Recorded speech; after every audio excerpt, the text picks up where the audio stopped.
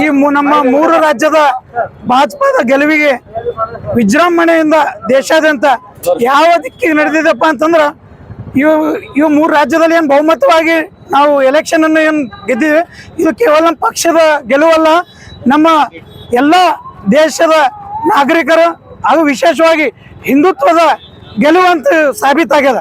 ಮುಂಬರುವಂಥ ದಿನಗಳಲ್ಲಿ ರಾಷ್ಟ್ರ ಪೂರ್ತಿಯು ಪರಿವರ್ತನೆಗೊಳ್ಳಕ್ಕೆ ಇದು ಒಂದು ಸಂದೇಶವಾಗಿದೆ.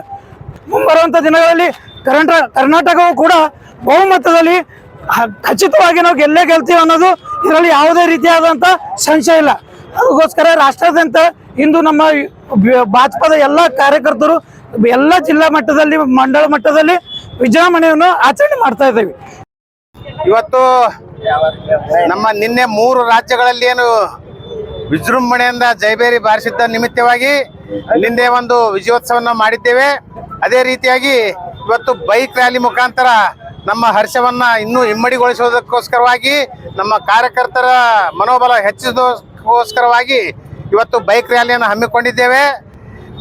ಪಶ್ಚಿಮ ಬಂಗಾಳದಲ್ಲಿ ಅಲ್ಲಿ 206ಕ್ಕಿಂತ ಹೆಚ್ಚು ಬಿಜೆಪಿಯ ಅಭ್ಯರ್ಥಿಗಳು ಗೆದ್ದಿದ್ದು ಇದೊಂದು ಐತಿಹಾಸಿಕ ಜಯವಾಗಿದೆ.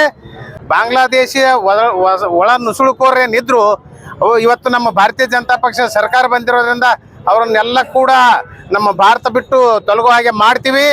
ಇದೇ ರೀತಿ ಆಸಾಂನಲ್ಲಿ 102 ಸೀಟುಗಳು, 126ರಲ್ಲಿ 102 ಸೀಟುಗಳು ಬಂದಿವೆ. ಹಾಗೆ ಪುದುಚೇರಿಯಲ್ಲಿ ಕೂಡ 20 ಸೀಟುಗಳಕ್ಕಿಂತ ಹೆಚ್ಚಿಗೆ ಸೀಟುಗಳು ಬಂದಿದ್ದು 3 ರಾಜ್ಯಗಳಲ್ಲಿ ನಾವು ಈ ವಿಜಯೋತ್ಸವವನ್ನು ಗೆದ್ದಿರೋ ಸಲುವಾಗಿ ಈ ವಿಜಯೋತ್ಸವವನ್ನು ಹಮ್ಮಿಕೊಂಡಿದ್ದೇವೆ. ಎಲ್ಲ